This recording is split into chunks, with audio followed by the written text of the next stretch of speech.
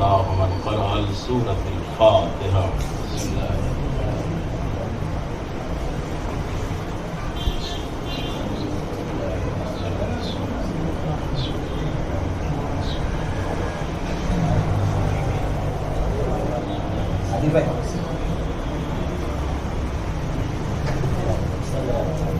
لا حول ولا قوة إلا بالله العلي العظيم.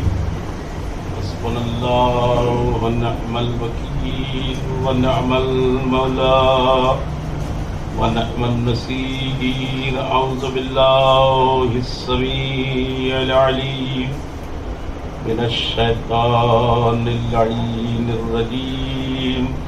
بسم الله الرحمن الرحيم. الحمد لله رب العالمين. الصلاة والسلام على أشرف الأنبياء والمرسلين المخاطب بطه وياسين سيدنا ومولانا ومولى الثقلين جد الحسن والحسين بالقاسم محمد.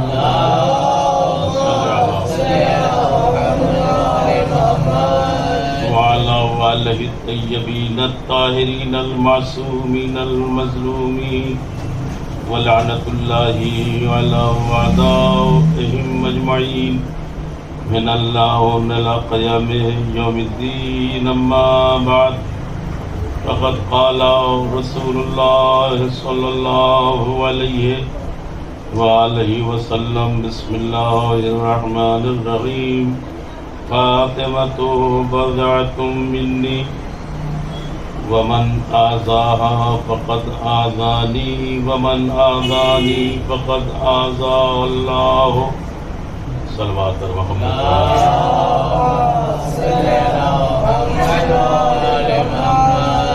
عزیزان گرامی قدر و معزز سامعین کرام و جملہ سوگواران جناب سید عالمیان،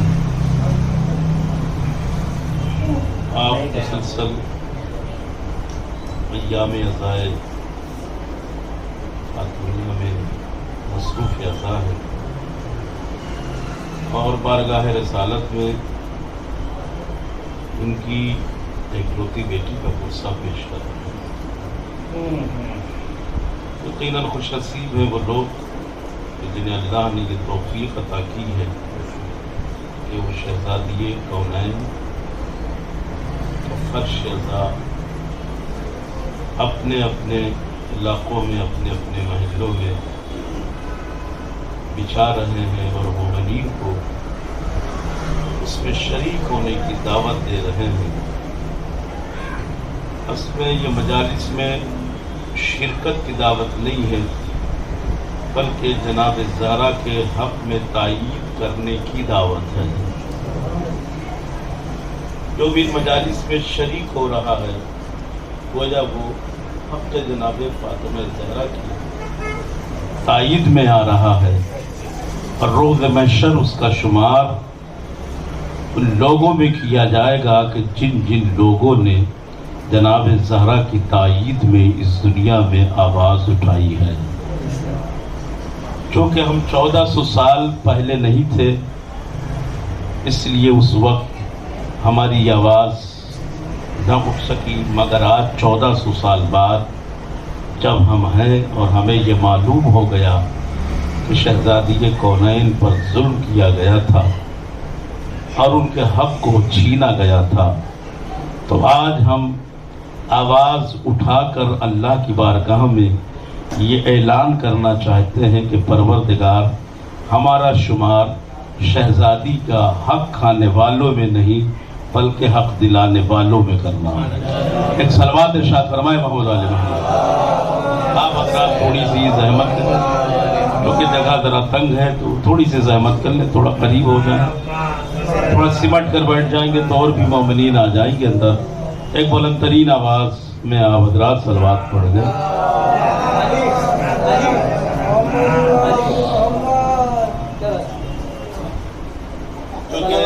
میرا موضوع آپ حضرات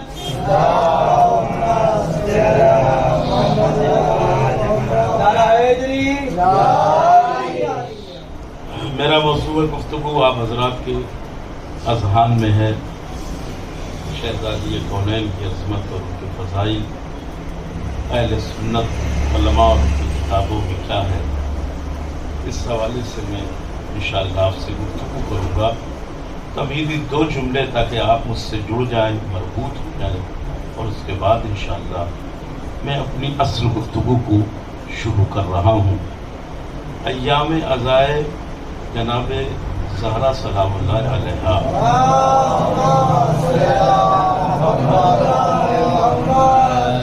یہ نسلوں کے امتحان کا ایک بہت بڑا ذریعہ ہے۔ میں نے ایک جملہ آپ کی خدمت میں عرض کر دیا، انشاءاللہ اسے گھر پہ جا کے سوچئے گا۔ یہ نسلوں کو پرکھنے کا ایک بہترین ذریعہ اور ایک بہترین وسیلہ ہے کہ شہزادی کے نام پر کون لبیک کہتا ہے اور کون لبیک نہیں کہتا ہے، اس سے نسلوں کی حقیقت سامنے آ جائے گی۔ اس لیے کہ اللہ نے ہر نسل کو، توجہ فرمائیے گا، ہر نسل کے لیے میزان جو بنایا ہے وہ 2 چیزوں کو بنایا ہے۔ ایک علی کی محبت ہے، دوسرے زہرا کا حق ہے۔ ایک صلوات ارشاد فرمائے محمد والے محمد۔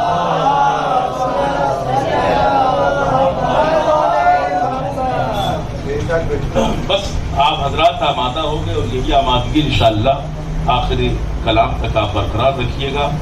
کہ پیغمبر کی انتہائی معنی خیز حدیث ہے کہ جس میں آپ نے یہ ارشاد فرمایا کہ فاطمہ میرا ایک حصہ ہے، اور جس نے بھی فاطمہ کو اذیت دی اس نے مجھے اذیت دی، اور جس نے مجھے اذیت دی اس نے اللہ کو اذیت دی، جس نے اللہ کو اذیت دی فَهُوَ النَّارُ، اس کا ٹھکانہ سوائے جہنم کے کچھ اور نہیں ہے۔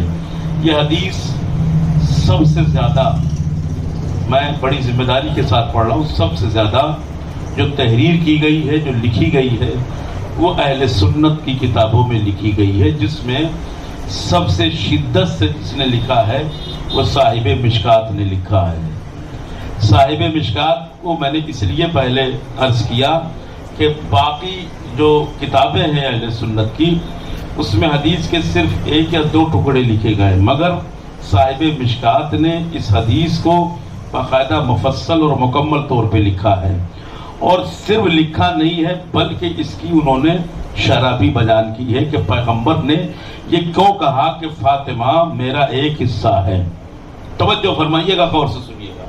یوں تو تمام اہل سنت کی کتابیں جو صاحب ستہ ہیں سب میں اس حدیث کا ذکر ہے، لیکن ان میں بالخصوص صاحب مشکات نے اس حدیث کو تفصیل کے ساتھ بیان کرتے ہوئے یہ لکھا کہ جو پیغمبر نے یہ ارشاد فرمایا کہ فاطمہ میرا ایک حصہ ہے، اور جس نے فاطمہ کو اذیت دی اس نے مجھے اذیت دی، جس نے مجھے اذیت دی اس نے اللہ کو اذیت دی۔ اگر اس حدیث کو عالم اسلام سمجھ جاتا، بڑا جملہ انہوں نے لکھا، اس حدیث کو عالم اسلام سمجھ جاتا تو آج عالم اسلام میں 73 فرقے نہ ہوتے ہیں۔ یہ بڑا جملہ ہے، اب آپ کتنا آمادہ ہیں یہ آپ کی آمادگی کے اوپر ہے۔ اگر 73 فرقے اس حدیث کو سمجھ لیتے، پورا عالم اسلام سمجھ لیتا، تو پھر آج مسلمانوں میں 73 فرقے نہ ہوتے۔ کیوں؟ اس لیے کہ فرقے بنے اسی لیے کہ جب یہ سوال کیا جانے لگا کہ نبی کی بیٹی کا حق چھینا کیوں گیا، توجہ، تو چونکہ جواب دینا سب کے لیے مشکل تھا اور لوگوں نے جواب دینے سے اپنے کو بچانا شروع کیا، تو سوال کرنے والے کا ذہن مشکوک ہوتا گیا کہ جو امت نبی کی بیٹی کو اس کا حق نہ دلا سکی، کہاں ہے آپ؟ اللہ اکبر۔ جو امت نبی کی بیٹی کو اس کا حق نہ دلا سکی، وہ امت ہمیں جنت کہاں سے دلا پائے گی؟ ایک صلوات ارشاد فرمائے محمد والے محمد۔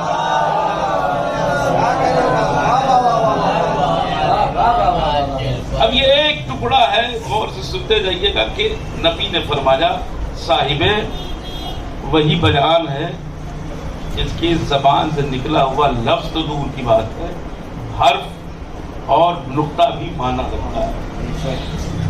وہ کہہ رہا میرا حصہ ہے۔ جب نبی اپنی طرف نسبت ہے، جیسے حسین و منی وانا من، تو منیت کی جو نسبت ہے وہ جسم کی طرف نہیں، یہ منصب کی طرف ہے۔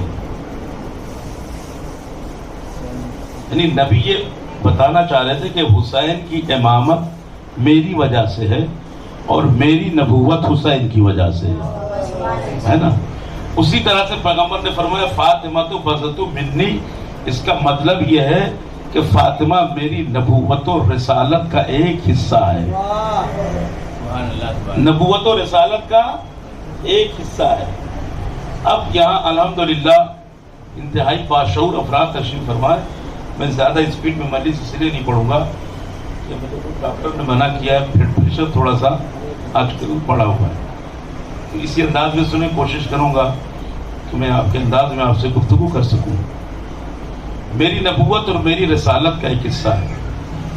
اب نبی کی نبوت کو پہلے سمجھے، یہ وہ نبی ہے کہ جس کی نبوت کے بغیر سارے انبیاء کی نبوت نامکمل ہے۔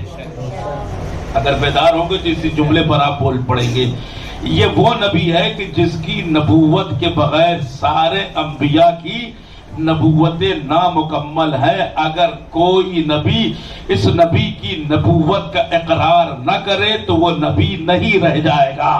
تو جس کی نبوت کے بغیر سارے انبیاء کی نبوتیں نامکمل ہو اسے مصطفیٰ کہتے ہیں، اور جس کے وجود کے بغیر مصطفیٰ کی نبوت نامکمل ہو اسے فاطمہ زہرا کہتے ہیں۔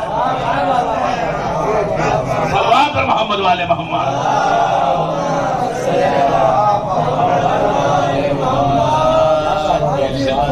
اس لیے شہزادی کے وجود کو اکمال نبوت کہا گیا، جس کے ذریعے سے تکمیل نبوت محمد مصطفیٰ ہو رہی ہے۔ توجہ، تو نبوت کا حصہ ہے اور رسالت کا حصہ۔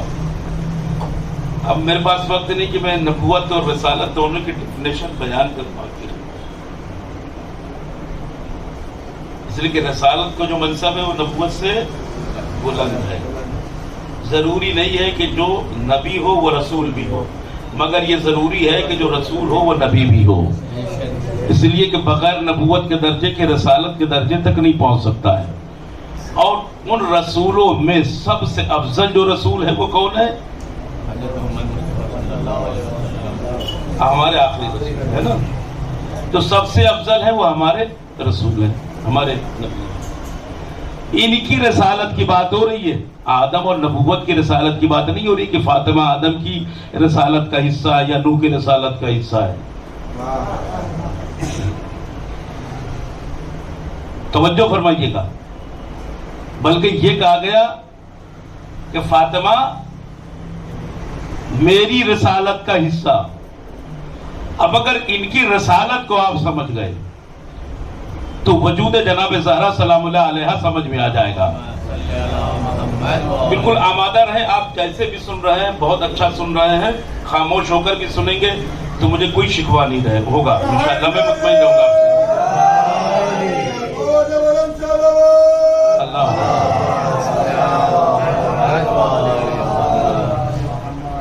توجہ فرمانا نا، پہلے ان کی رسالت کو سمجھیے کہ ساری رسالتیں منحصر ہیں اس رسول کی رسالت پر، اور اللہ نے اسی رسول کی رسالت پر دین کو مکمل کیا ہے، ختم کیا ہے۔ اب اس کے بعد کوئی رسول نہیں آئے گا، ضرورت ہی نہیں ہے۔ جس کی رسالت کے بعد رسالت کی ضرورت نہ ہو، ایسی رسالت کے جز کا نام فاطمہ ہے۔ کہاں ہے بھائی؟ جس کی رسالت کے بعد رسالت کی ضرورت نہ ہو، ایسے رسالت کے جز کا نام فاطمہ ہے۔ اب آپ سننے کے لیے آمادہ ہے تو انشاءاللہ میں بھی بیان کو تھوڑا سا پھیلا رہا ہوں۔ پوری کائنات میں، پوری کائنات شہزادی کونین ایک ایسی خاتون ہے اور انشاءاللہ یہ میرا دعویٰ ایسا ہے کہ جس کی تائید آپ سب کریں گے۔ صاحب مشکات نے لکھا ہے کہ پوری کائنات میں ایک ایسی خاتون ہے کہ جسے نبوت اور امامت کے ہوتے ہوئے مرکزی حیثیت عطا کی گئی ہے۔ کیا مطلب ہے؟ وہ بیان کرتے ہیں کہ جب مسئلہ مباہلے کا آیا، اچھا اسے بخاری نے بھی تخریج کیا ہے، لیکن بخاری نے تھوڑا سا انداز بدلا ہے، کیونکہ وہ ہمیشہ بخار کی حالت میں رہتا تھا تو کبھی کبھی انداز بدل جاتا تھا، لیکن صاحب مشکات نے اسے ویسے لکھا ہے۔ وہ بیان کرتا نبوت اور امامت کے باوجود بھی مرکزی حیثیت، دیکھیے میں بار بار جملے کو ریپیٹ کر رہا ہوں تاکہ اگر کچھ ذہن نہ پہنچے ہوں تو وہاں تک پہنچ جائیں۔ مرکزی حیثیت، توجہ، کسے حاصل ہوئی؟ شہزادی کونین کو۔ مرکز کہتے کسے؟ پہلے مرکز کو سمجھیں۔ ہندوستان کا مرکز کسے کہا جاتا ہے؟ دلی کو کہا جاتا ہے مرکز۔ اگر کوئی دوسرا ملک بامبے پہ قبضہ کر لے، مہاراشٹر پہ قبضہ کر لے، تو یہ نہیں کہا جائے گا کہ اس کی حکومت پورے ہندوستان پہ ہوگی۔ اگر کوئی بھی ملک توجہ کشمیر پہ قبضہ کر لے تو یہ نہیں کہا جائے گا کہ پورے ہندوستان پہ اس کی حکومت ہوگی۔ لیکن اگر خدا نہ کرے کوئی ملک دلی پر قبضہ کر لے تو کیا کہا جائے گا کہ پورے ہندوستان پر حکومت ہو گئی اس کی۔ کیوں کا؟ اس لیے کہ مرکز پر اس نے قبضہ کر لیا ہے، مرکز تک پہنچ گیا ہے۔ تو جو مرکز تک پہنچ جاتا ہے اس کے ہاتھ میں پورا اختیار آ جاتا ہے۔ تو اب یہاں پر وہ لکھتے ہیں کہ رسول اور امام کے ہوتے ہوئے بھی مرکزی حیثیت جسے دی گئی وہ جناب فاطمہ زہرا سلام اللہ علیہا کو، توجہ فرمائیے، دی گئی۔ اس کا مطلب یہ ہے کہ جو فاطمہ تک پہنچ گیا تو گویا اس کے اختیار میں کل کا کل آ گیا۔ توجہ، تو مرکزی حیثیت دے کے جناب زہرا کو اللہ نے یہ بتا دیا ہے کہ تم محمد تک پہنچنے کو پہنچ جاؤ، علی تک پہنچنے کو پہنچ جاؤ، لیکن تمہارے اختیار میں مکمل ایمان اس وقت تک نہیں آئے گا جب تک زہرا تک نہیں پہنچے گا۔ صلوات محمد والے محمد۔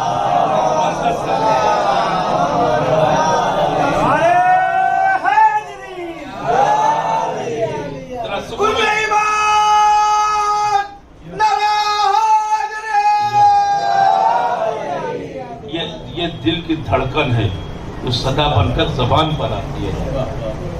سنیں انشاءاللہ، دیکھیے میں تھوڑا سا انداز ہمارا سلو رہے گا، لیکن میں وعدہ کرتا ہوں کہ میرا مضمون جو ہے وہ بالکل متھم نہیں ہوگا، انشاءاللہ جیسا چاہ رہے ویسا رہے گا۔ اب وہ تفصیل لکھتے ہیں یہاں سے کہ جب مباہلے کا موقع آیا کیوں کا موقع اس لیے آیا کہ نجران کے عیسائی رسول سے بحث کر رہے تھے۔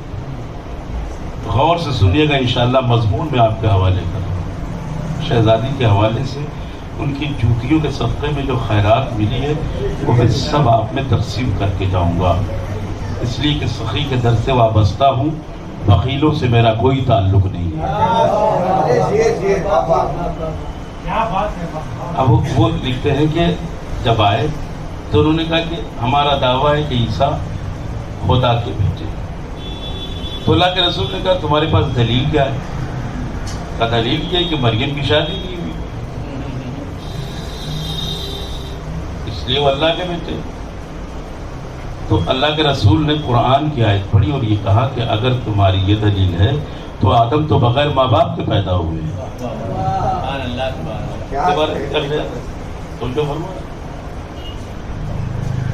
بلن وہ کٹ حجتی کرتے رہے۔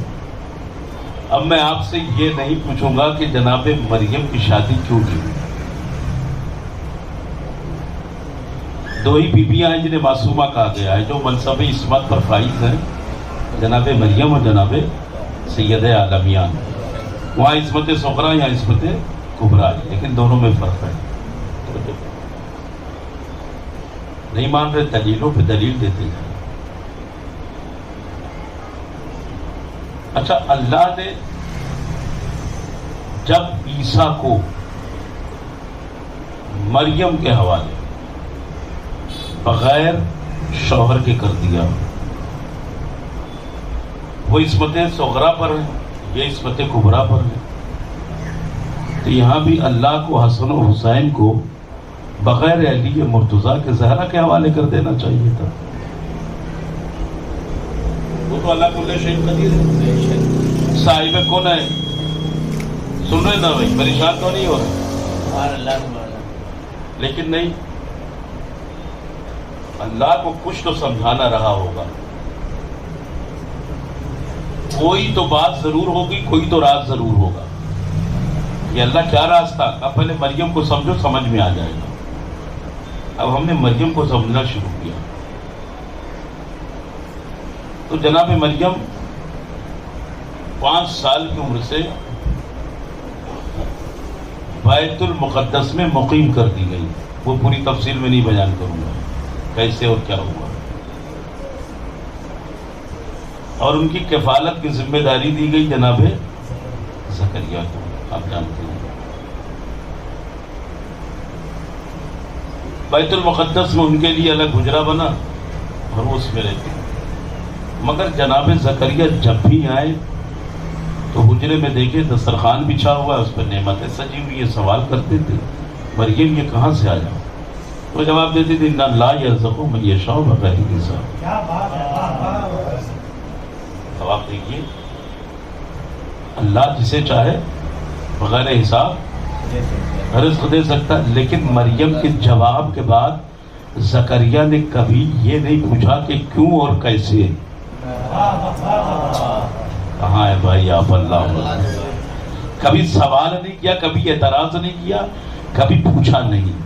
دیکھیے اہتمام پروردگار کیا کر رہا ہے جناب مریم کے لیے۔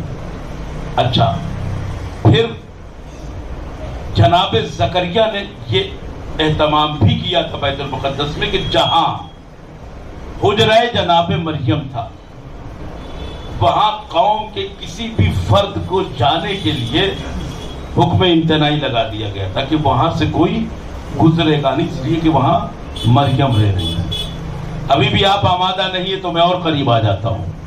صرف جناب زکریا کو حجرہ مریم میں جانے کی اجازت تھی۔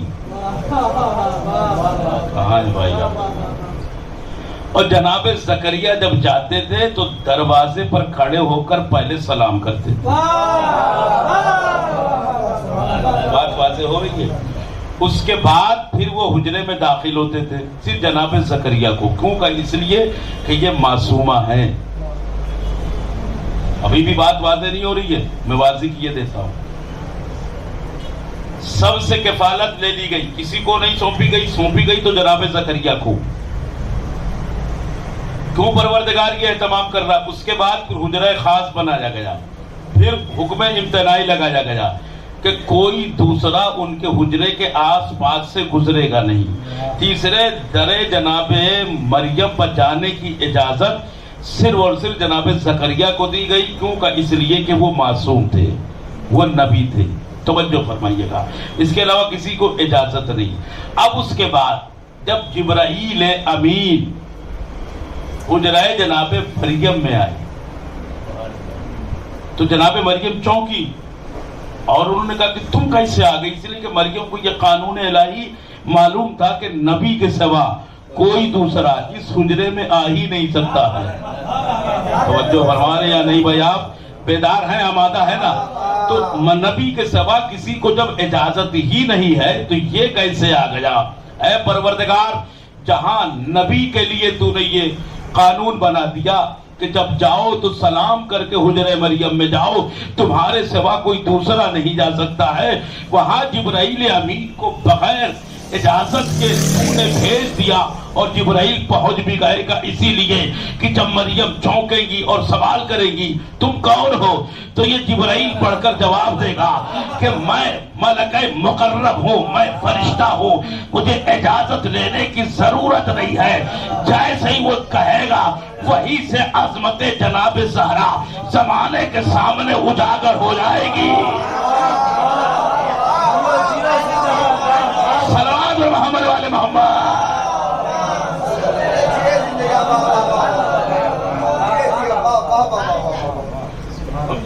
अच्छा ये हुआ। उसके बाद अब देखिए कुरान है, इसी अंदाज में सुनते रहे, नतीजा मजमून इंशाल्लाह बहुत बेहतरीन आपके हवाले।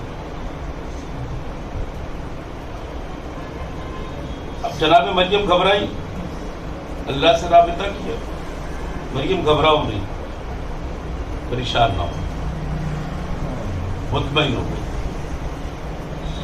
अब मैं आपसे एक सवाल करता हूं।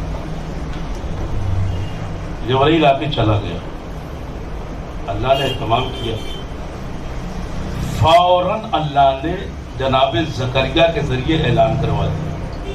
क्या ऐलान करवाया? इन्नल्लाह इस्तफ़ैकी। ज़करिया ऐलान कर दो कि अल्लाह ने मरियम को चुना है, वत्तहिर के, और मरियम को पाक करार दिया है। यानी अल्लाह को ये मालूम था कि कुछ ऐसे बददिमाग मौजूद हैं जो मरियम की तहारत पर शक करेंगे। तो बच्चों, तो दो चीज का ऐलान करवाया। पहले तो ये कि मरियम को मैंने चुना है, दूसरे ये कि मरियम को मैंने पाक करार दिया है। ऐलान किससे करवाया? नबी के जरिए। तो बच्चों, कि आप ऐलान कर दीजिए कि मैंने मरियम को पाक करार दिया है। यह मकाम मरियम है कि जिनकी तहारत का ऐलान अल्लाह नबी से करवा रहा है। यह मकाम जनाब ज़हरा है, हाय हाय हाय, जिनकी तहारत का ऐलान अल्लाह खुद कुरान में कर रहा है। हमारा रहिएगा। तो भाई चुना भी अल्लाह ने, ताहिर भी बनाया अल्लाह ने। अब उसके बाद जनाब मरियम हुजरे से निकली, जब वक्त आया और जनाब ईसा दुनिया में तशरीफ लाए। तवज्जो, अपनी आगोश में ईसा को लेके जब आगे बढ़ी, एक गरोह आया। आने के बाद उसने सवाल किया, ये क्या है? मरियम खामोश है, मरियम खामोश है, कोई जवाब नहीं दे रही है। जब इसरार बढ़ा तो इशारा किया, किसकी तरफ? ईसा की तरफ के, इनसे सवाल करो। 3 दिन का बच्चा है, उसकी तरफ माँ इशारा कर रही है कि इससे सवाल करो। इसका मतलब कि माँ को ये पता है कि मेरी गोद में जो बच्चा है ये बोल भी सकता है, ये जवाब भी दे सकता है, तभी इशारा किया। अब आप समझे, मरियम का इशारा उनकी कौम के लोग समझ गए। अरे कहाँ है भाई आप? कहाँ है? अल्लाह अकबर। तो जो मरियम जिसे गोद में लेकर इशारा करे, उस इशारे को मरियम की कौम के लोग समझ गए। भाई उन्होंने ये सवाल नहीं किया कि मरियम ये क्या कह रही हो, 3 दिन का बच्चा भी कभी जवाब देता है या बोलता है, तुम क्यों नहीं जवाब दे रही हो, मैं इससे कैसे सवाल करूं। कसम खुदा के मरियम ने जैसे ही इशारा किया, कौम के लोग आगे बढ़े और उन्होंने सवाल किया जनाब ईसा से। इसका मतलब ये है कि कौम के लोगों में इतना शऊर था, हाय हाय हाय, इतना शऊर था, इतना शऊर था कि जिसे अल्लाह अपने घर में रखे और नबी को उसका मुहाफिज बनाए, हाय हाय, तवज्जो, और खुद चुने। उसकी गोद में आने वाला बच्चा अगर वो इशारा करे तो वो बोल भी सकता है। जैसे ही इशारा किया वैसे ही जनाब ईसा बोलने लगे और बोलते बोलते उन्होंने कहा कि इन्नी अब्दुल्लाह आतानियल किताब वजअलनी नबिया, मैं अल्लाह का बंदा हूँ और अल्लाह ने मुझे किताब अता की है और नबी बनाकर भेजा है।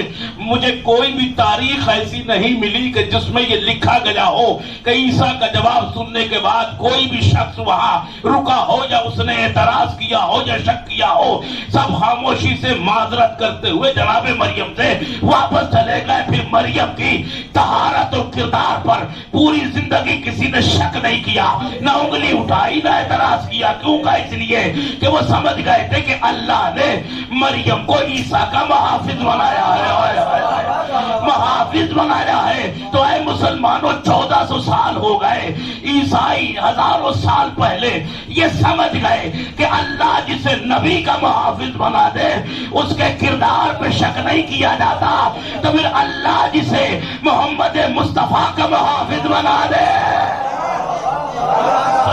محمد والے محمد،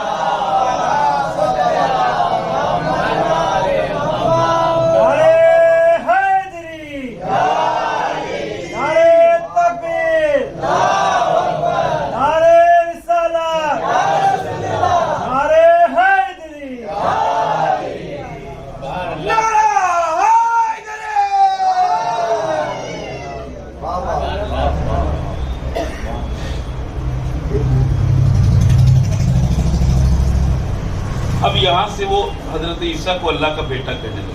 بس سنیں، میں سمیٹ رہا ہوں، میں براہ راست گفتگو کرنا چاہوں گا، تمہید نہیں بناؤں گا۔ اللہ کا بیٹا، اللہ نے کہا عیسیٰ کو یہ میرا بیٹا کہنے لگے۔ جب رسول کے پاس آئے نا وہ لوگ،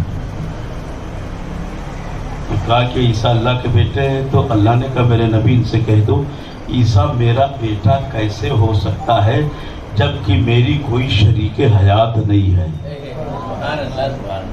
جب کوئی ہمسر نہیں ہے تو عیسیٰ بیٹا کیسے ہو سکتا ہے۔ اب سمجھ میں آیا کہ علی کو فاطمہ کا ہمسر کیوں بنایا۔ بات واضح ہو رہی، دلیلوں پہ دلیلیں دی گئی۔ اللہ کے رسول نے قرآن کی آیتوں پہ آیتیں سنائی، خوب دلیلیں۔ یہیں پہ روکوں گا آپ کو۔ عیسائی مانے نہیں مانے، سب جانتے ہیں نہیں مانے، اگر مان گئے ہوتے تو مباہلہ نہ ہوتا۔ بھیا یہ عیسائی قرآن کی آیتیں سنتے رہے، وہ بھی رسول کی زبان سے، کسی حافظ کی زبان سے نہیں، کسی قاری کی زبان سے نہیں، کسی مولوی کی زبان سے نہیں، کسی مفتی کی زبان سے نہیں۔ توجہ، رسول کی زبان سے قرآن کی آیتیں سنتے رہے لیکن نہیں مانے۔ توجہ فرمائیے گا، اس کا مطلب یہ ہے کہ قرآن سمجھانے کے لیے ان کے لیے کافی نہیں تھا۔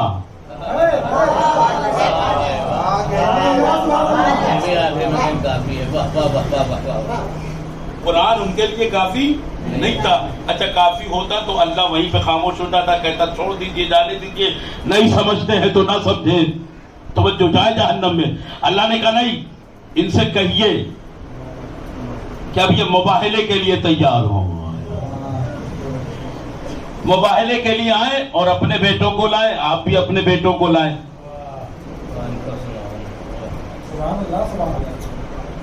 آپ اپنی عورتوں کو لائیں، وہ بھی اپنی عورتوں کو لائیں، آپ اپنے نفسوں کو لائیں، وہ بھی اپنے نفسوں کو۔ تینوں آیتوں میں، تینوں جملوں میں آپ دیکھیں گے جمع کا صیغہ ہے، ایک میں واحد تثنیہ نہیں ہے۔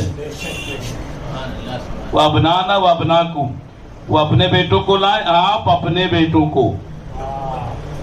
وہ نسانا و نساکم، وہ اپنی عورتوں کو لائیں اور آپ اپنی عورتوں کو لائیں۔ وَأَنفُسَنَا وَأَنفُسَكُمْ، آپ اپنے نفسوں کو لائیں اور وہ اپنے نفسوں کو لائیں۔ توجہ فرمائیے گا، یہی ہے نا۔ اب آیت نازل ہو گئی، صبح کا وقت ہے، توجہ، آیت منتظر ہے نبی کے عمل کی کہ نبی آیت پر عمل کب کریں گے۔ بیٹوں کو بلایا گیا ہے، آئے در جناب زہرا پر، آ کر سلام کیا، سلام کرنے کے بعد کہا اللہ کا حکم آیا. کیا حکم آیا ہے؟ کہ حکم یہ آیا ہے کہ عیسائیوں سے مباہلہ کیجئے اور مقابلے میں اپنے بیٹوں کو لے جائیے، وہ بھی اپنے بیٹوں کو لائیں. توجہ فرمائیے گا. اپنی عورتوں کو لے جائیے، وہ بھی اپنی عورتوں کو لائیں. اپنے نفسوں کو لے جائیے، آپ بھی اپنے نفسوں کو لے جائیں گے. اللہ نے حکم دیا ہے. فوراً جناب زہرا نے کہا بابا گھبرانے کی ضرورت نہیں ہے، اللہ نے 2 بیٹے عطا کیے ہیں، ایک ہاتھ میں حسن ہے، دوسرے میں حسین ہے.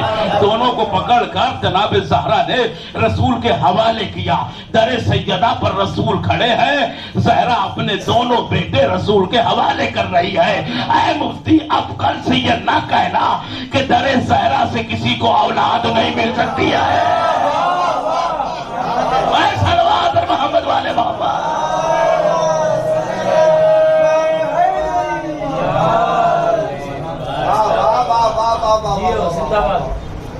حوالے کیا. اب دیکھیے بڑا اہم مرحلہ ہے جہاں سے میں آپ کو لے کر گزر رہا ہوں. بڑی اہم منزل ہے، باتیں بہت ساری. اب قافلہ چلا، سراپا ردائے عصمت میں لپٹی ہوئی جناب زہرا.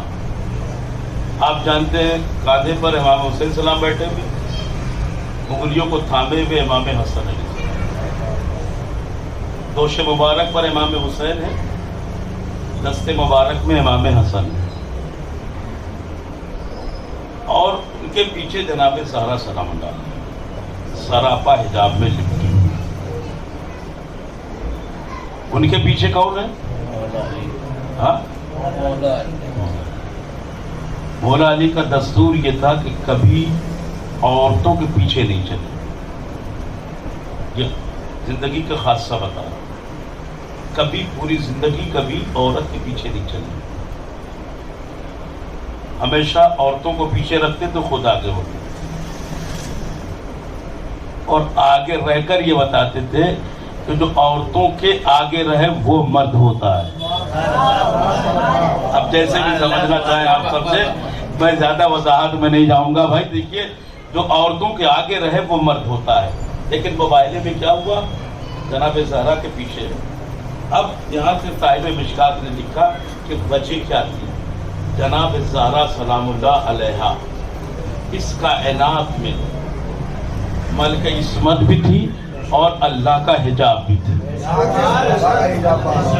دیکھیے مولا علی کو رسول اللہ نے فرمایا یا علی انت سری، تو میرا راز ہے. مگر شہزادی کو کیا کہا گیا ہے؟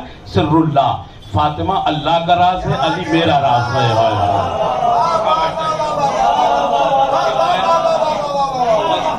ابھی میں نے معرفت کا ایک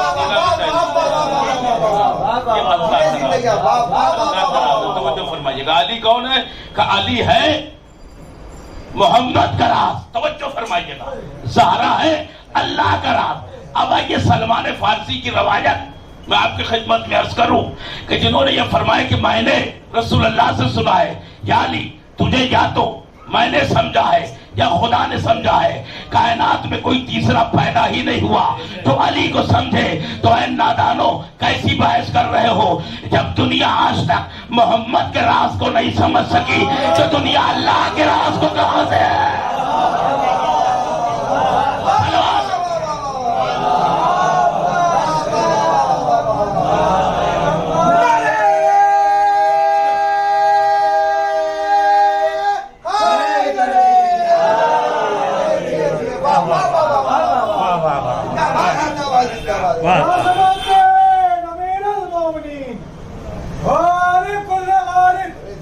حضرت علی ابن ابو طالب مواد بلد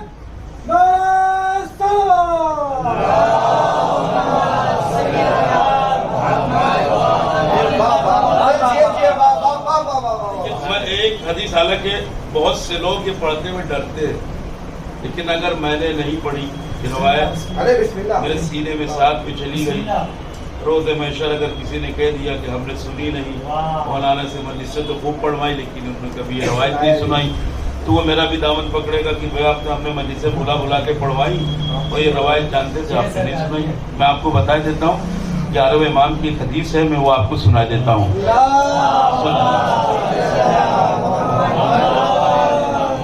آپ نے फरमाया कि नानो हुज्जतो अलल खल्क वजद्दतुना हुज्जतुन अलैना। आपने फरमाया कि हम अल्लाह की तरफ से पूरी मखलूक पर हुज्जत है, लेकिन हम पर मेरी जद्दा जनाब ज़हरा हुज्जत है। आपने दाकरी से सुना होगा, मगर मैं वो सुनाना चाहूँगा कि शायद आपने मेरी ज़बान से ना सुना हो। इमाम फरमाते का सुनो, इस कायनात का हर जर्रा मेरी हुज्जत के साए में है। एक लम्हे के लिए, फानुस भाई देखिएगा, अगर एक लम्हे के लिए मेरी हुज्जत इस कायनात से हट जाए तो ये कायनात फना हो जाएगी। अब इसके आगे आप समझे, मुझ में जसारत नहीं है कि मैं पढ़ सकूं। ये तो फरमा रहे, तवज्जो, ये है कायनात की हुज्जत। अगर एक लम्हे के लिए हट जाए तो कायनात फना हो जाएगी। भाई मासूम फरमाते हैं कि हम 12 पर हुज्जत हमारी जद्दा जनाबे फातिमा है। आगे जसारत तो नहीं है कि मैं जुमला पढ़ सकूं। एक सलवात इरशाद फरमाए मोहम्मद वाले मोहम्मद।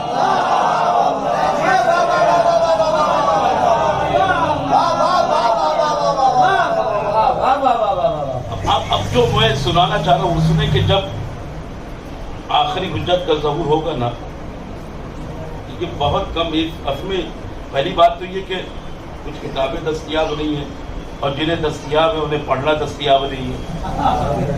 मसला ये भी है ना, उन्हें तौफीक दस्तयाब नहीं है कि जब काबा में शिगाफ, जब काबे में शिगाफ होगा, आप जाए हो तो रुकने यमानी की तरफ देखने से पहले, हजर अस्वद की तरफ जाने से पहले, जैसे ही पहला कदम आप निकालेंगे 313 के पहुंचने से पहले, किसी के कानों में सदाए इमाम पहुंचने से पहले, जैसे ही आप बरामद होंगे, दाहिनी तरफ से अल्लाह के रसूल निकलेंगे और बाईं तरफ से मौला अली निकलेंगे। तवज्जो। और निकलने के बाद रसूलुल्लाह के हाथों में सहीफा जनाब ज़हरा होगा। अब जैसे भी सुनना चाहे आप सुने इंशाअल्लाह।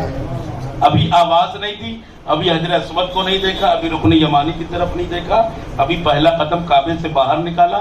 सबसे पहले अली और नबी आगे बढ़ेंगे, इनके हाथों में सहीफा जनाब ज़हरा होगा, जिसे कुछ शहजादी ने अपने हाथों से अपने घर में बैतुल शरफ में बैठकर अपने हाथों से लिखा था। वही सहीफा, कसम खुदा के वही सहीफा होगा, और वो सहीफा अल्लाह के रसूल आगे बढ़कर अपने आखिरी नायब के हवाले करेंगे और कहेंगे कि लो, इसमें वो राज कायनात के पोशीदा है कि जिसे सिवाय हमारे और अल्लाह के कोई नहीं जानता। ऐ मेरे लाल, लो, ये सहीफा तुम्हारी जद्दा का लिखा हुआ है। इसी सहीफे से जालिमों की हुकूमत को खत्म कर दो, अदल की हुकूमत को कायम कर दो। सल्लल्लाहु अलैहि मोहम्मद वाले मोहम्मद।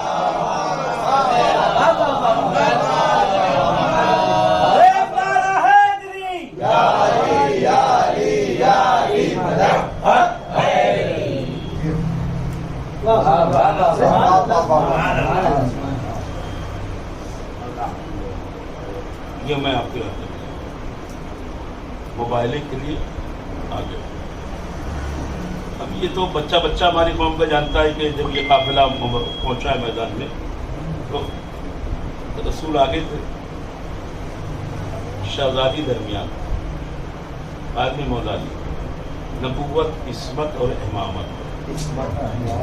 इधर नबूवत है, इधर इमामत है, दरमियान में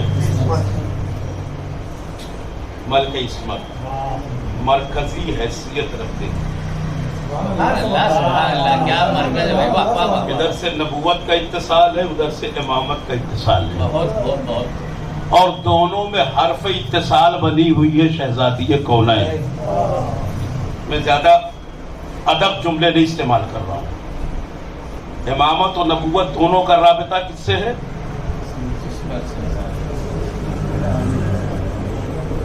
शहजादी से। जुमला सुनिए। अब यहां से साहिब मिशकात ने लिखा कि ये एहतमाम इसलिए हुआ था कि यह है सिर्रुल्लाह, इनके पूरे वजूद में अल्लाह का राज। تو ان کے نقش قدم میں بھی اللہ کا راز ہے. نبی کے قدم پہلے پڑے تاکہ چشم زمین کا حجاب ہو جائے, اور جیسے ہی نقش قدم رسالت پر نقش قدم زہرا بنے ویسے علی کے قدم آ جائے تاکہ علی کا نقش قدم چشم فلک کے لیے حجاب بن جائے. اب یہی سے ذرا اس کے حجاب کا اندازہ لگائیے. جس کے نقش قدم کا پردہ نبوت اور امامت ہو, صلوات محمد والے محمد.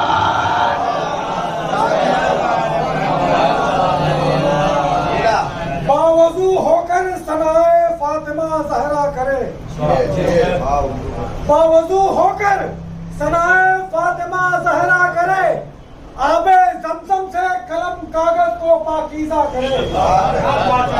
باوضو ہو کر ثنائے فاطمہ زہرا کرے, آب زمزم سے قلم کاغذ کو پاکیزہ کرے.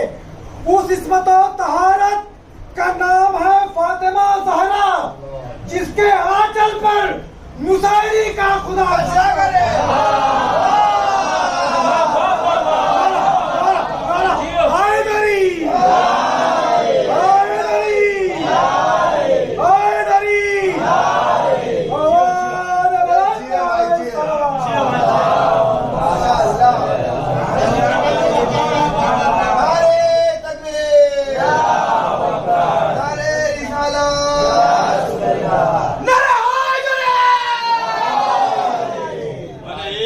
ابتدائی کلام میں چاہتا کہ جناب زہرا کا ذکر اور ان کے یہ ایام نسلوں کے لیے میزان ہے. کیوں کہا تھا؟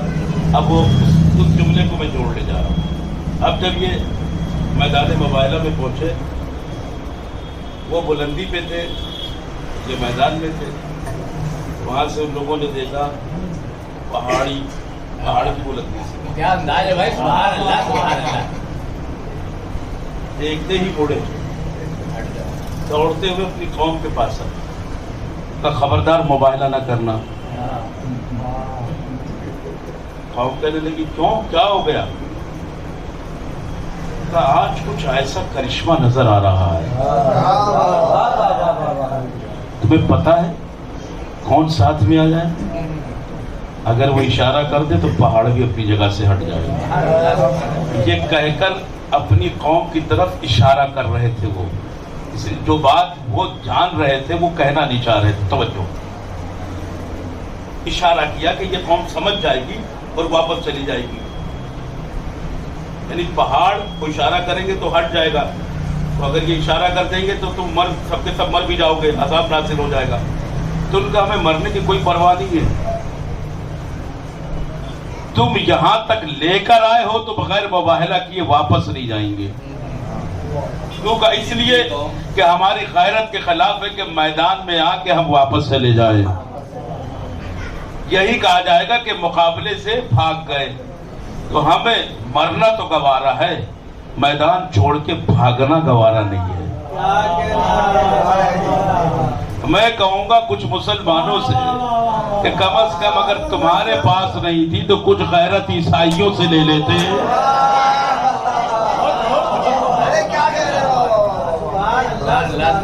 ان کا نہیں, سنو ہمیں واپس نہیں جانا ہے, مباہلہ کریں گے, جو کچھ ہوگا دیکھ لیں گے.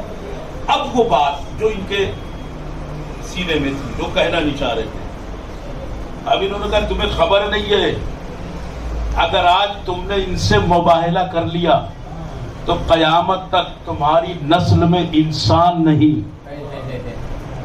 میں نے اول کلام میں کیا کہا تھا کہ جناب زہرا نسلوں کے لیے میزان ہے. توجہ,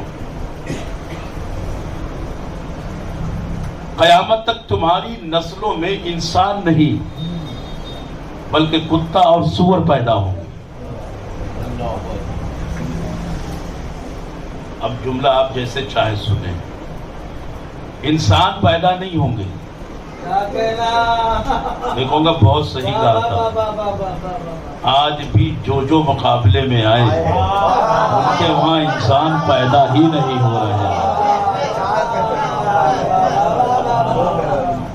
جب یہ سنانا تو انہوں نے کہا کہ اب نسلوں کا معاملہ ہے, نسلوں کو بچانا ہے. ٹھیک ہے, مباہلہ نہیں کریں گے. توجہ فرمائیے گا، جزیہ دے دیتے ہیں، واپس جاتے ہیں، اپنی نسلوں کو بچا لیا۔ یہ عیسائی علماء یہ کہہ کر کہ تمہاری نسلوں میں قیامت تک یا کتے پیدا ہوں گے یا سور پیدا ہوں گے، یہ کہہ کر دنیا کو بتا رہے تھے کہ اہل بیت کے مقابلے میں آنے والوں کی حقیقت کیا ہوتی ہے۔ صلوات پر محمد والے محمد۔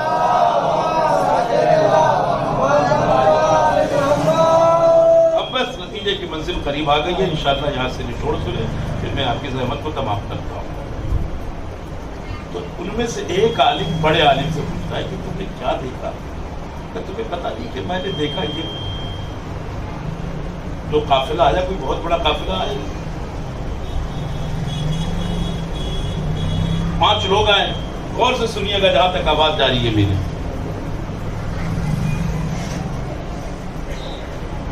کہاں؟ وہ تو مجھے بھی معلوم ہے قافلہ آیا۔ کہا تمہیں پہلے پتہ نہیں تھا کون آئے گا؟ اگر پہلے معلوم ہوتا کہ یہ آئیں گے تو پھر ہم یہاں تک آتے ہی کیوں؟ کہا پھر کیوں آئے؟ کہا ہم اس لیے آئے کہ ہم یہ سمجھے تھے کہ محمد اپنے اہل بیت نہیں، اپنے اصحاب کو لے کر آئیں گے۔ خدا کے لیے جاگے، اپنے اصحاب کو لے کر آئیں گے۔ 1400 سال پہلے عیسائی علماء کو اتنا معلوم ہے کہ اہل بیت کون ہے اور اصحاب کون ہے۔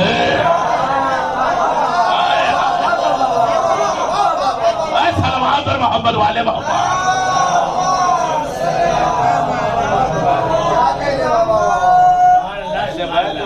انہیں فرق 1400 سال پہلے معلوم تھا، 1400 سال بعد بھی تمہیں ابھی تک فرق نہیں معلوم ہوا اہل بیت اور اصحاب کا۔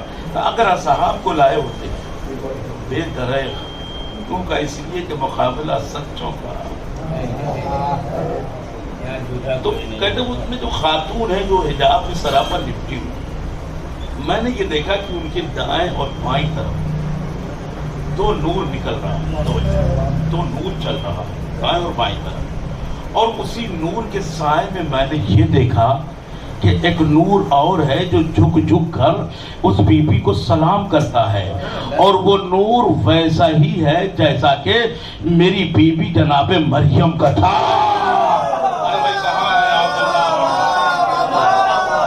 صلوات پر محمد والے محمد۔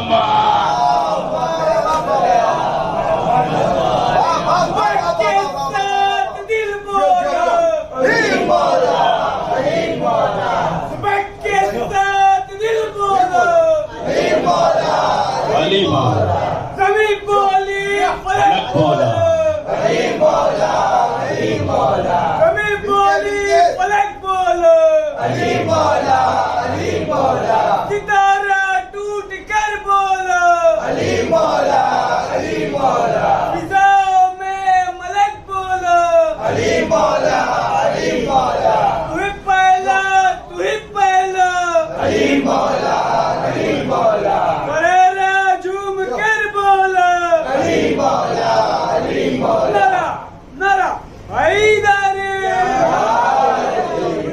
نعرہ حیدری، محمد وآل محمد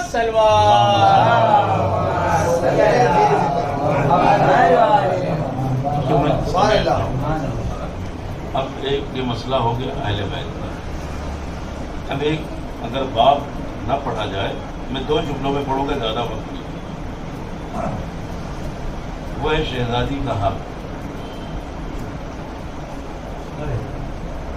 جسے چھینا گیا، اس پر بہت ساری بحثیں ہو چکی ہوتی۔ ہمیں موضوع دیا گیا اہل سنت کی کتاب تاریخ طبری، علامہ جریر طبری۔ اس حقیقت کے لکھنے کی بنیاد پر اس کے جنازے کو مسلمانوں کے قبرستان میں دفن نہیں کرنے دیا گیا، اور تاریخ عرب، جزیر عرب کا سب سے بڑا، سب سے پہلا رائٹر ہے جس نے تاریخ اسلام لکھی، کوئی چھوٹا موٹا عالم نہیں۔ اب دنیا صفائی پیش کر رہی ہے کہ نہیں، چھینا نہیں، کھایا نہیں، یہ۔ آپ انصاف سے بتائیے کہ آپ کسی مجرم کو بچانے کے لیے عدالت میں جائیں، اور کہ صاحب اس نے جج سے کہیں اس نے یہ جرم نہیں کیا ہے، اس نے گناہ نہیں کیا ہے، دلیلیں بھی پیش کریں، ثبوت بھی پیش کریں، یہ کریں وہ کریں.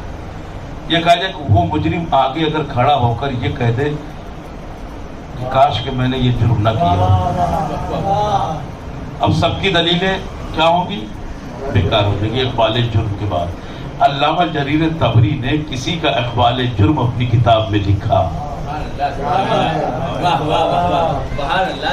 مرتے وقت انہوں نے کہا کہ کاش کہ میں نے یہ 3 کام نہ کیا ہوتا.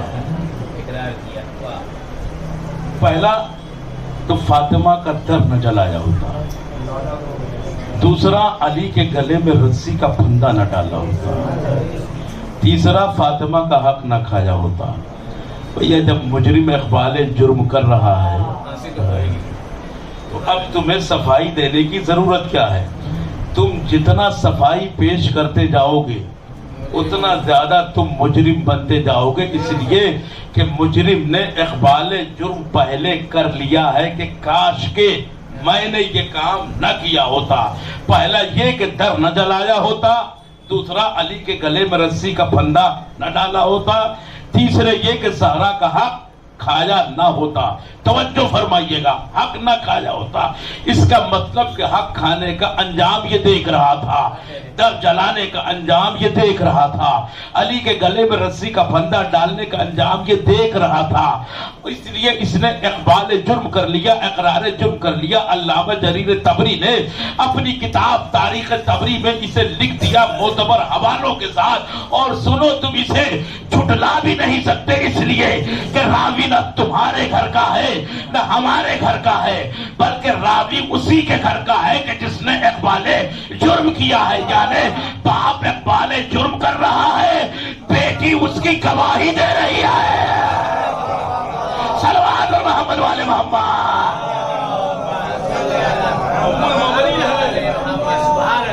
مسلمین آپ کی کہہ رہی ہے کہ یہاں یہ روایت انہی سے لی گئی ہے کہ انہوں نے وقت آخر یہ کہا. توجہ فرمائیے گا کہ میرے بابا نے یہ اقرار کیا اور یہ کہا کاش کہ میں نے یہ 3 کام دنیا میں نہ کیے ہوتے.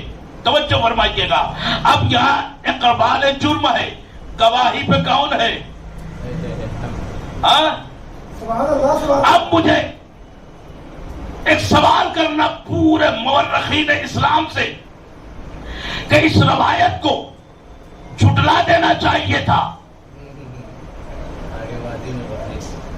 کہ نہیں، ہم اسے نہیں مانیں گے آخری مجمع تک، اس روایت کو نہیں مانیں گے. طبری نے لکھا ہے تو کیا ہوا؟ نہیں مانیں گے. مگر آج تک کوئی بھی مورخ، میں 1443 ہجری تک کی بات کر رہا ہوں، 21ویں صدی تک کی بات کر رہا ہوں، آج تک کوئی مورخ قلم اٹھا کے یہ نہ لکھ سکا کہ روایت جو طبری میں لکھی گئی ہے وہ غلط ہے یا جھوٹی ہے یا ضعیف ہے. کیوں کہا؟ اس لیے کہ ایک صحابی کی بیٹی گواہ ہے.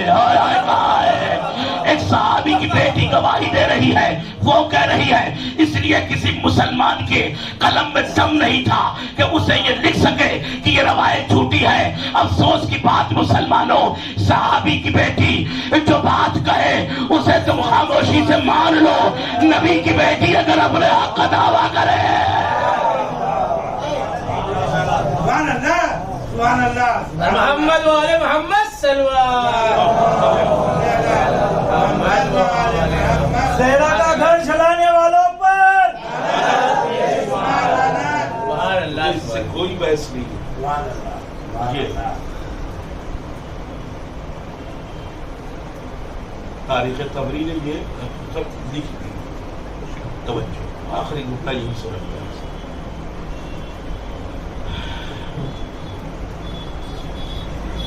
ایک چیز مصائب میں آپ سنتے ہیں، شہزادی کونین کی مظلومانہ زندگی جب بیان ہوتی ہے اس پہ یہ بھی بیان کیا جاتا ہے. ایک روز علی مرتضیٰ گھر میں آئے تو شہزادی نے ایک سوال کیا. بلکہ میں نے سنا مدینے والوں نے آپ کو سلام کرنا چھوڑ دیا. آپ نے جواب دیا ان کے رسول سلام کرنا ان کی بات ہے، جواب تو میرے سلام کا جواب بھی نہیں. آپ کو معلوم ہے کو کبھی زندگی میں مصلحت پسند نہ بننا، اور ایمان جان کے لیے کبھی ایمان کا سودا نہ کرنا، البتہ ایمان کے لیے جان کا سودا کر لینا، مگر جان کے لیے ایمان کا سودا نہ کرنا، جیسا کہ مدینے والوں نے کر لیا تھا۔ وجہ تھی اتنا خوف لوگوں کے دلوں پر بٹھا دیا گیا تھا، ایسی دہشت پھیلا دی گئی تھی مدینے میں کہ لوگ علی کے سلام کا جواب بھی اس لیے نہیں دے رہے تھے کہ کہیں حکومت کو یہ نہ معلوم ہو جائے کہ چاہے سلام ہی کے ذریعے کیوں نہ صحیح علی سے رابطہ تو ہے۔ اتنا خوف، اتنی دہشت اور اتنی ہیبت مدینے والوں پر حکومت کی طرف سے بٹھا دی گئی۔ اب آپ سمجھے کہ شہزادی نے دربار میں جا کے خطبہ کیوں دیا کہ جہاں اتنی ہیبت و دہشت بیٹھی ہوئی تھی کہ لوگ سلام کا جواب نہیں دے رہے تھے، ایسے ماحول میں جا کے خطبہ دے کر نبی کی بیٹی نے بتایا کہ دیکھو مدینے کے لوگ اور ہیں، نبی کی بیٹی اور ہے۔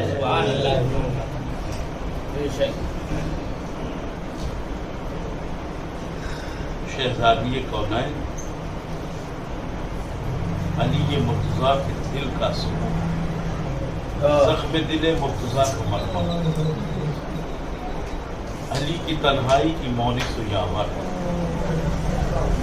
جو جناب امیر نے مرثیہ پڑھا ہے، اس مرثیے کو اگر آپ پڑھیں، قسم خدا کے خون کے آنسو ہوئیں۔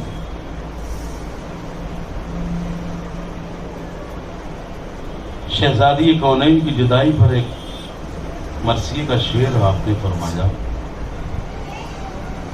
کیا ہے فاطمہ، تمہارے بابا کے بعد یقیناً مجھ پہ بڑے ظلم ہوئے، لیکن وہ ظلم میں اس لیے سہ گیا کہ تمہارا وجود میرے پیش نظر تھا، تم علی کی طاقت و قوت تھی، تم علی کا سہارا تھی، مگر اب تمہارے بعد علی بے سہارا ہو گیا۔ اللہ اکبر، جو کائنات کا سہارا ہو وہ علی یہ کہہ رہا ہے بنت رسول تمہارے بعد اب علی بے سہارا ہو گیا، اب علی کمزور ہو گیا، قبر صحرا پر ہاتھوں کو بچھا کر زاروں قطار رو رہے ہیں۔ اللہ اکبر۔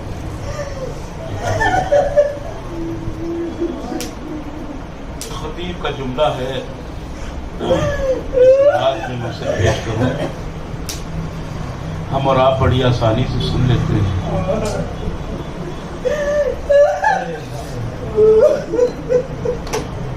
بڑی عجیب داستان و بیان ہے۔ کہتے ہیں کہ جب بھی میں نے صرف تصور کیا کہ 18 سال کے سن میں بال سفید ہو گئے تھے، جب بھی تصور کیا میں پوری رات سویا نہیں بلکہ رویا ہوں۔ محسوس کریں عزاداروں، 18 سال کے سن میں بالوں کا سفید ہو جانا، بال سفید کب ہوئے؟ علاقہ امام حسن سے سوال کیا گیا، فرمایا تم یہ سوچتے ہوگے کہ میری اماں کے بال محسن کی شہادت پہ سفید ہوئے نہیں، تم یہ سوچتے ہوگے کہ جب دروازہ جلایا گیا تب بال سفید ہوئے۔ تمہیں پتا ہے بال سفید کب ہوئے؟ جب دربار میں 3 گھنٹے کھڑی رہی، اس کے بعد جب نگاہوں کے سامنے میری نانا کی تحریر کے ٹکڑے ٹکڑے کیے، بس یہی وہ لمحہ تھا کہ میری اماں زہرا کے بال سفید ہو گئے۔ سوالی سوال کرتا ہے مولا ذرا دربار کی کیفیت کو بتا دیجیے۔ عزادارو اگر جملہ سن سکے تو سن لیں، آپ کے دل بڑے نازک ہیں، اگر پارے کا راہ گزر جائے تو مجھے معاف کیجیے گا، میری مجبوری ہے منبر شہزادی کے مسائل میں یہ جملہ پڑھنے کی۔ میرا آقا اور مولا فرماتا ہے کہ تمہیں خبر ہے تحریر کو جب ٹکڑے ٹکڑے کیا گیا اس سے پہلے کیا ہوا؟ تمہیں خبر ہے کہ کیا ہوا؟ کہ ایک ہاتھ میں میری اماں زہرا کے دستاویز تھا، دوسرے ہاتھ दूसरा हाथ मेरे हाथों में था। हम दरबार से निकल रहे थे कि सामने से आने वाले ने आके रोका। रोकने के बाद मेरी अम्मा से कहा, फातिमा तुम्हारे हाथों में क्या है? तो उन्होंने फरमाया ये फदक का दस्तावेज है। उसने मांगा। जब मेरी अम्मा ज़हरा ने दस्तावेज देने से इनकार किया तो मलऊन ने पहले ताज़ियाना उठाया।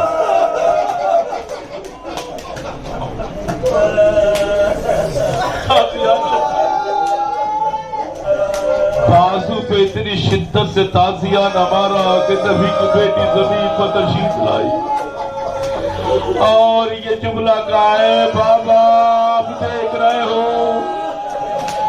तुम्हारी ज़हरा पे कैसे जुल्म हो रहे हैं बाबा। इमाम हसन फरमाते इधर ताज़ियाना बाजू पे मारा गया, मेरी अम्मा ज़मीन पर तशरीफ लाई, उधर नाना की कब्र लरज़ने लगी, रसूल अपने मदार में तड़पने लगे।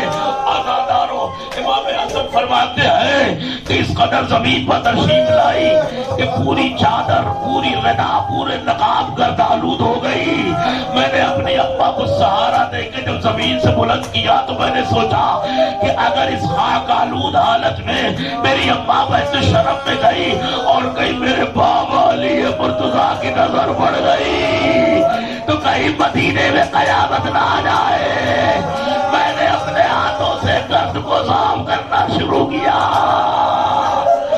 घर पहुंचने के बाद जब मैंने अपनी अम्मा के बालों पे नजर डाली, देखा बाल सफेद हो गए।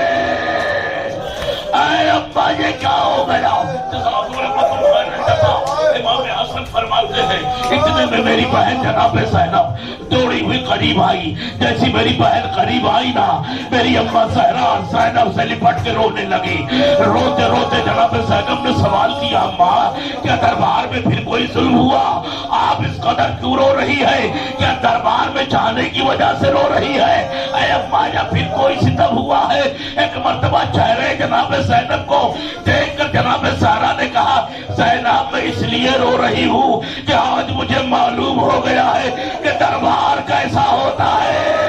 अरे बेटी, आज मैं दरबार में गई थी, मेरे हाथ खुले हुए थे, मेरे सर पे चादर भी थी, मगर कल जब तू दरबार में जाएगी हाथों में रस्में जुल्म होगी, सर पे चादर नहीं, सास कुर्सी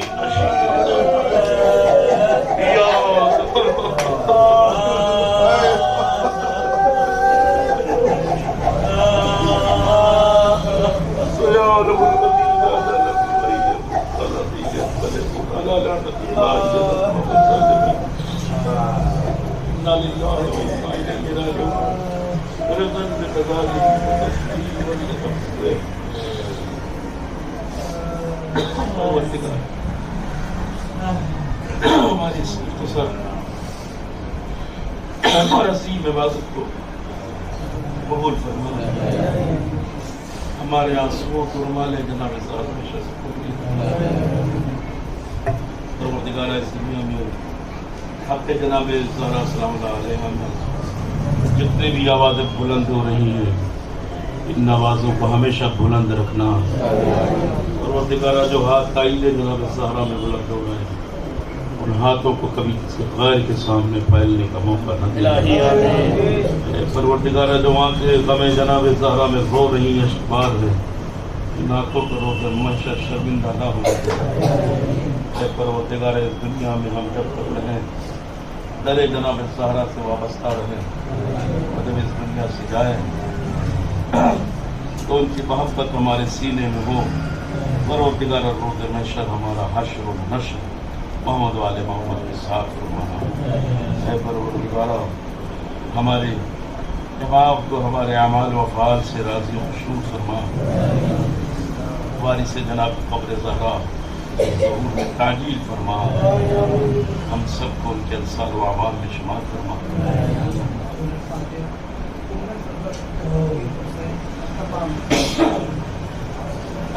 क़ब्बल मिन्ना व इन्नका अंता समीउल अलीम। सूरत तौहीद की तलावत मरहुमा व मक़बूरा उसमें फरमा तौहीद हुसैन पर जुमला मौमीन मोमिन